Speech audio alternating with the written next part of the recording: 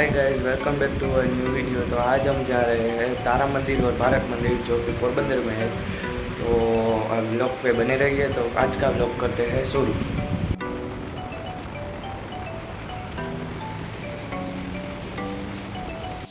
So guys, अब हम तारा मंदिर पहुंच चुके हैं। तो ये है पोरबंदर का तारा मंदिर।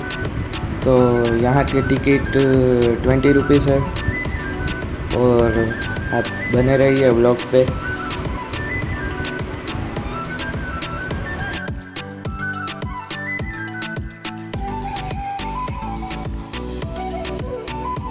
सो गाइस, अब हम तारा मंदिर का शो देखने के लिए बैठ चुके हैं। तो अभी शो शुरू ही होने वाला है। तो आप ब्लॉग पे बने रहिए। सो गाइस, अब यहाँ पे शो शुरू हो चुका है। तो आप ब्लॉग पूरा देखना। सितारे देखते हैं जिसे हम स्टार्स कहते हैं। हमारे जो 8 ग्रह हैं जिन्हें हम 8 प्लैनेट से जानते हैं, उनके बारे में जो है वीडियो का थोड़ी बहुत जानकारी है। तो हमें आवाज नहीं करना है, अपने अपने जो फोन है उसे साइलेंट करके पॉकेट में रख लीजिएगा। ऊपर देखना है और सुनना है। जिसके बाद छोटे बच्चे को खास ध्यान रखें कि डिस्टर्बेंस क्रिएट ना हो। ऊपर देखिए और सुनिए। सूरज का सबसे करीबी ग्रह है बुध। बेहद पतले वातावरण वाला एक जीवनहीन प्रदेश।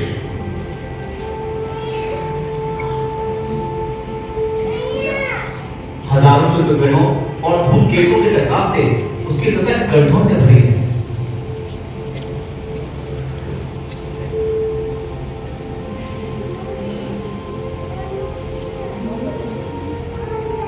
सन 2004 में वैज्ञानिकों ने बुध की निगरानी के लिए मैसेंजर नामक अंतरिक्ष यान भेजा है।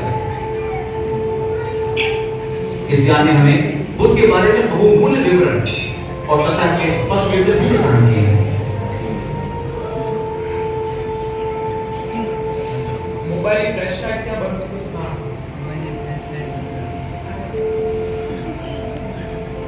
शुक्र आकार में लगभग पृथ्वी जैसा ही है, पर उसका वातावरण ग्रीन हाउस गैस और सल्फ्यूरिक एसिड से भरा है। इस वजह से उसकी सतह का तापमान 400 डिग्री सेल्सियस तक उठ जाता है।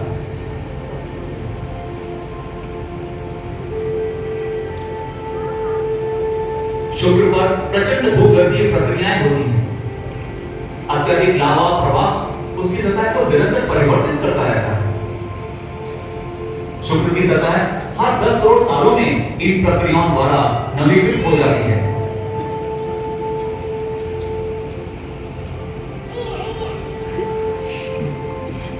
सूरज से बाहर निकलते हुए तीसरा ग्रह है पृथ्वी, जिस पर जल के सागर और ऑक्सीजन युक्त वातावरण है।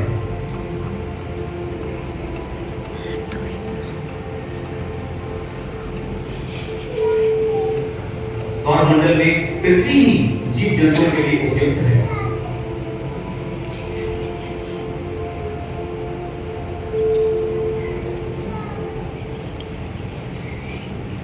चंद्रमा हमारा सहज उपग्रह है।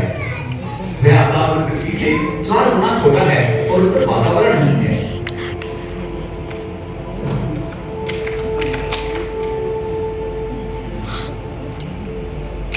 बुध ग्रह की तरह चंद्रमा की सतह भी गड्ढों से भरी है। सौरमंडल की रचना के समय हुए हजारों टकरावों के परिणाम हैं ये गड्ढे।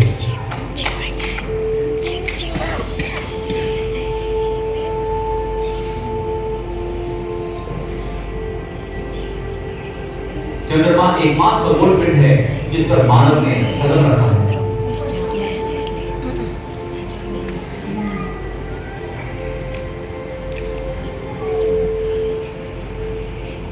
चौथा ग्रह है मंगल। जब मंगल पृथ्वी से सबसे नजदीक आता है तब हमसे वह 7 करोड़ किलोमीटर दूर होता है। पिछले 40 सालों से वैज्ञानिक मंगल की नियमित जांच करते आए हैं और अब हमने उसे कई रहस्यों को जान लिया है। हमने दूर से उसकी सतह के नक्शे बनाए हैं, जिस पर कई गड्ढे, विशाल ज्वालामुखी और गहरी घाटियां हैं।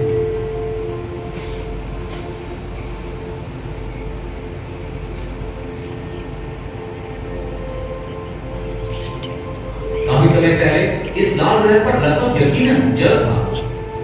सतह के नीचे छोटे पैमाने में अब भी उधर जल बचा है। हो सकता है कि सतह के नीचे कहीं सरल जीव हो।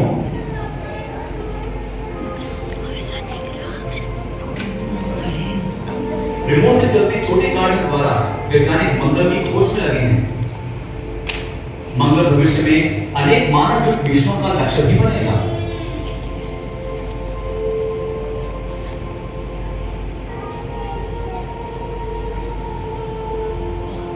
बृहस्पति है सौर मंडल का सबसे बड़ा ग्रह है।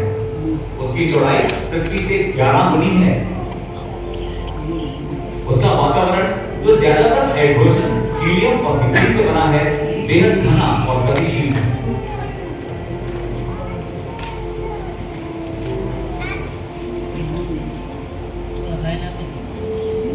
बृहस्पति के वातावरण में विशाल लाल धब्बे तो हम आसानी से पहचान सकते हैं। यह एक बहुत बड़ा तूफान है, आकार में पृथ्वी से दोगुना, जो सैकड़ों सालों से सक्रिय है।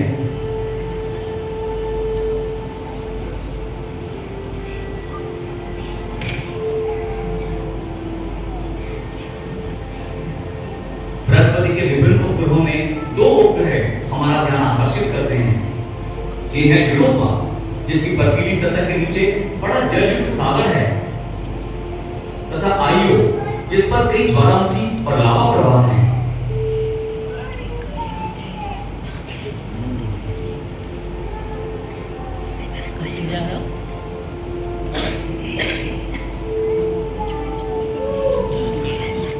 आलिशान चक्रों वाला शनि है शायद सौरमंडल का सबसे शानदार ग्रह है।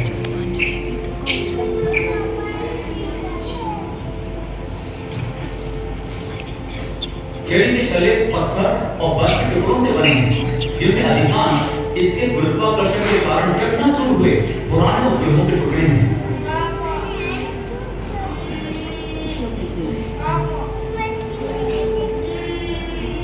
शनि के उपग्रहों में से एक टाइटन दिलचस्प है। वैज्ञानिकों ने जाना है कि उसके वातावरण में कार्बनिक पदार्थ हैं तथा सतह पर तरल मीथेन का भाग है।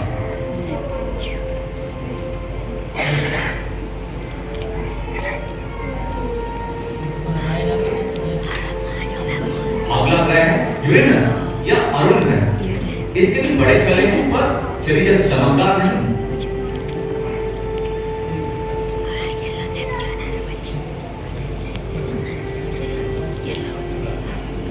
सौर प्रणाली का सबसे बाहरी ग्रह है नेपट्यून अथवा वरुण ग्रह।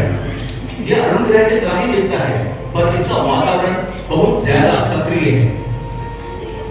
हमने इस वीडियो में देखा कि जो हमारे 8 ग्रह हैं, जिसे हम 8 प्लैनेट्स कहते हैं, उनके बारे में जो हमने जानकारी दी।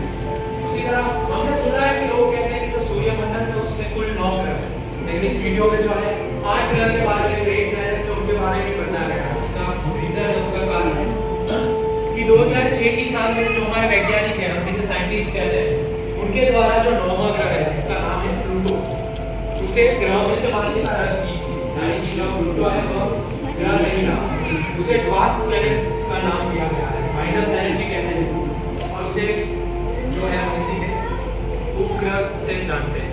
इसलिए जो है हमारे फिलहाल अभी सूर्यमंडल में हमारे कुल 8 ही ग्रह हैं, 9 ग्रह नहीं है।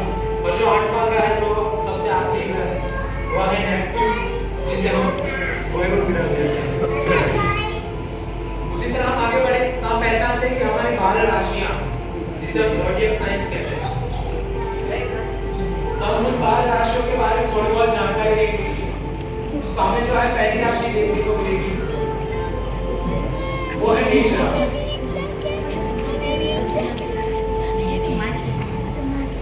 जो ऊपर देखने को मिल रहा है वो है मेष राशि, जिसे एरिस कहते हैं। ये सब काल्पनिक आकार है, इमेजिनरी शेप्स। ये जो आकार है मेरे हाथ में कहीं चमकते हुए देखने को लगेंगे। तो हमें जो पहली राशि देखने को मिल रही है वह है मेष राशि, जिसे एरिस कहते हैं। जो अश्विनी, भरणी और कृत्तिका नक्षत्र के पास हमें जो मेष राशि के सितारे वह देखने को मिलेंगे। उसके बाद हम आगे बढ़े तो जो हमारी दूसरी राशि है वह है टॉरस, वृषभ राशि। जो रोहिणी नक्षत्र के पास हमें वृषभ राशि के सितारे वह देखने को मिलेंगे। उसके बाद हम आगे बढ़े तो जो हमारी तीसरी राशि है वह है मिथुन राशि। इस तरह से जो है मिथुन राशि को काल्पनिक आकार आसमान में दिया हुआ है। उसी तरह जो हमारी चौथी राशि है वह है कर्क राशि, जिसे कैंसर भी कहा जाता है। आश्लेषा नक्षत्र के पास हमें जो है कर्क राशि के सितारे वह देखने को मिलेंगे। इसी तरह आगे बढ़े तो शीन राशि, जिसे लियो कहा जाता है, इस तरह से जो है शीन राशि को काल्पनिक आकार आसमान में दिया हुआ है। शीन राशि के बाद देखें तो जो अगली राशि है वह है कन्या राशि। इस तरह से जो है कन्या राशि को काल्पनिक आकार आसमान में दिया हुआ है। यह सब काल्पनिक है, जो हमें रात में कहीं भी देखने को नहीं मिलेगी। इसी तरह जो अगली राशि है वह है तुला राशि। हस्त नक्षत्र के पास हमें जो है तुला राशि के सितारे वह देखने को मिलेगी। तुला राशि के ही बाजू में इसे लोग बहुत आसानी से पहचानते हैं, वृश्चिक राशि, स्कॉर्पियन कहते हैं। जो अनुराधा, ज्येष्ठा और मूल नक्षत्र के पास हमें वृश्चिक राशि के सितारे हैं वह देखने को मिलेंगे। उसके बाद हम आगे बढ़े तो सैजिटेरियस, धनु राशि। इस तरह से जो है धनु राशि को काल्पनिक आकार आसमान में दिया हुआ है। उसके बाद हम आगे बढ़े तो मकर राशि, कैप्रिकॉर्न कहते हैं। हम देख सकते हैं जो अभी शनि का ग्रह है, शनि के ग्रह को पनौती के ग्रह से भी जाना जाता है। इसीलिए हमने कई बार सुना है कि कहते हैं कि जो आपकी कुंडली है उसमें शनि भाई है, ठीक है ना, आपने सुना होगा। कई ज्योतिष में कहते हैं आपकी कुंडली में शनि भाई है, उसके बाद जो है सारे काम उल्टे ही होते हैं, जो ज्यादातर सब उल्टे होते हैं।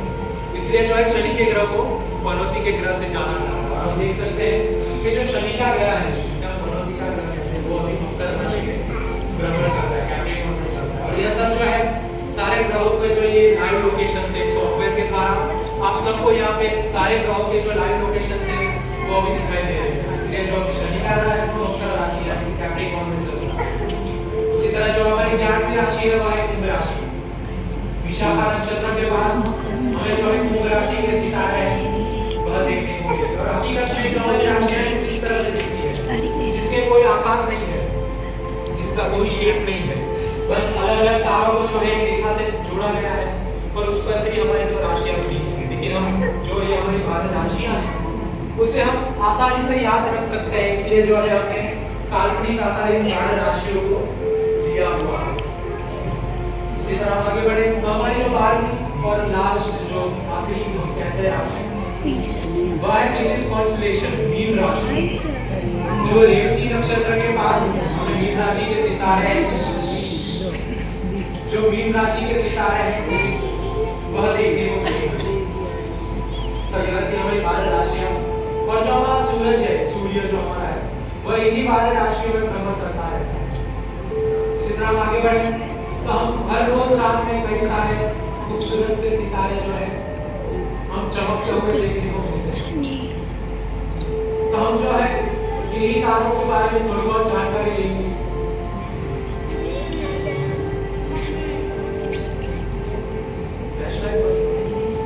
इन्हीं तारों के बारे में थोड़ी बहुत जानकारी लेंगे। तब पहचान लेंगे हमारी 4 दिशाएं हैं, उत्तर, दक्षिण, पूर्व और पश्चिम, जिसे हम इंग्लिश में north, south and east, west भी कहते हैं। तो हम जो इस तरह से जो हमारे सितारे हैं इनके बारे में थोड़ी बहुत जानकारी लेंगे। तो एक सितारा है जो हमेशा उत्तर दिशा दिखाता है, नॉर्थ डायरेक्शन। किसी को पता है कौन सा तारा है? ध्रुव का सितारा, बिल्कुल सही। यहाँ पे जो है ध्रुव का सितारा देखने को मिलेगा। हमारा जो दरवाजा है जिसके लिए आप अंदर आए, उसी दरवाजे के ऊपर देखेंगे तो हमें ध्रुव का सितारा देखने को मिलेगा, जिसे पोल स्टार कहते हैं, जो हमेशा की हमें उत्तर दिशा यानी कि नॉर्थ डायरेक्शन दिखाता है। इसी ध्रुव सितारे की बिल्कुल सीधी रेखा में हमें 7 सितारे देखने को मिलते हैं। इसको पता है क्या कहते हैं? सप्तऋषि। बिल्कुल सही। सप्तऋषि के 7 सितारे कहते हैं, या तो सप्तऋषि से जाते हैं या तो 7 स्टार्स कहते हैं।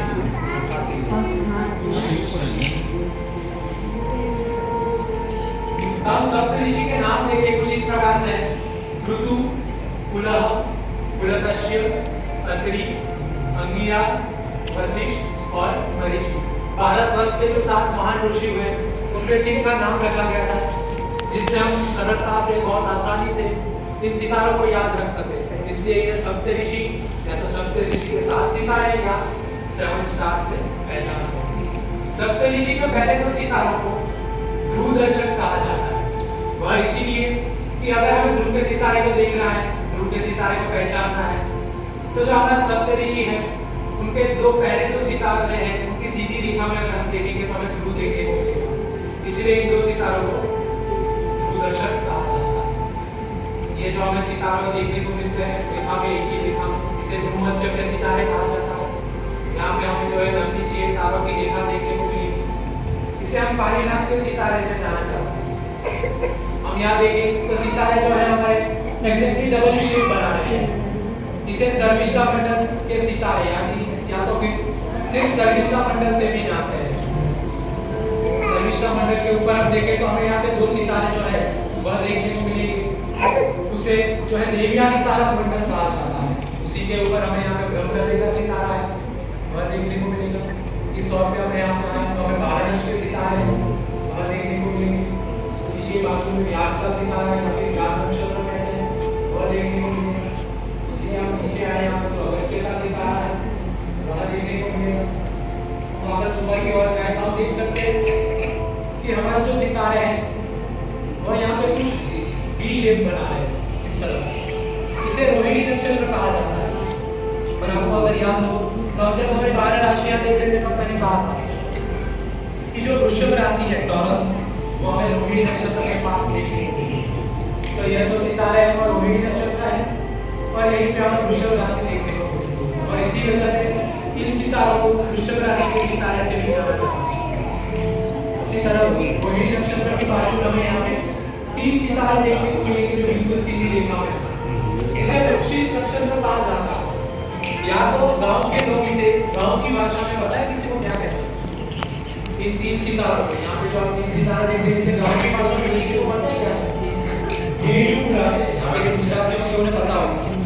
हां गांव में जाके कई एडू बोलते हैं और कई में हरणू भी बोलते हैं। तो ये जो 3 सितारे हैं उसे एडू बुलाते हैं। गांव की भाषा में गांव के लोग इसे एडू बुलाते हैं और हम लोग हमारी भाषा में सामान्य भाषा में इसे वृश्चिक नक्षत्र कहते हैं।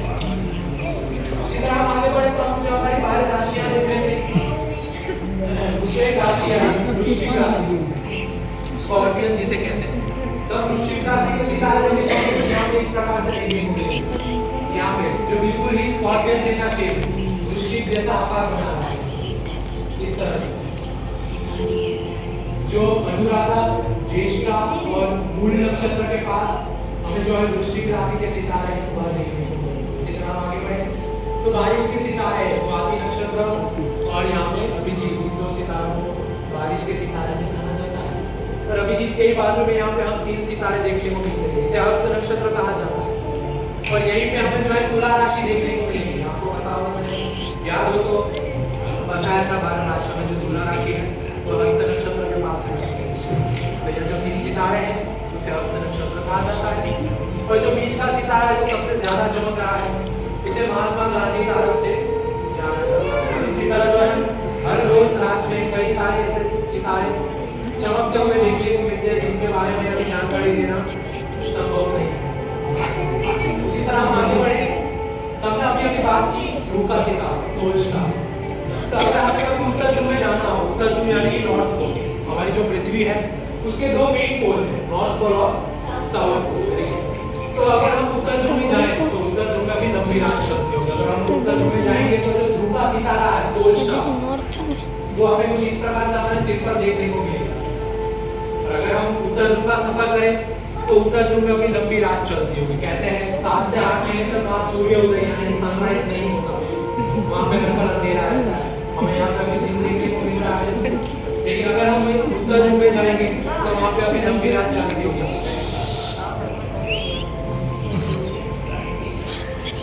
तो हमें बोलेगा तो उत्तर ध्रुव में भी लंबी रात चलती है। हम कहते हैं कि हमारा एक दिन है वो 24 घंटे का, सही है। आप कहते हैं हमारा जो एक दिन है वो 24 घंटे का यानी कि 24 आवर्स का होता है। लेकिन हमारा जो एक दिन है वह 24 घंटे का नहीं होता। हमारा एक दिन है वह 23 घंटे 56 मिनट और 4 सेकंड का होता है। इसे हम और भी अच्छे से समझें तो हमारी जो पृथ्वी है वह सूर्य मंडल में सो गाइज ये है तारा मंदिर का बाहर का व्यू। तो यहाँ पे कुछ पिक्चर्स और वो सब कुछ है, तो वो मैं आपको सब कुछ दिखाता हूँ।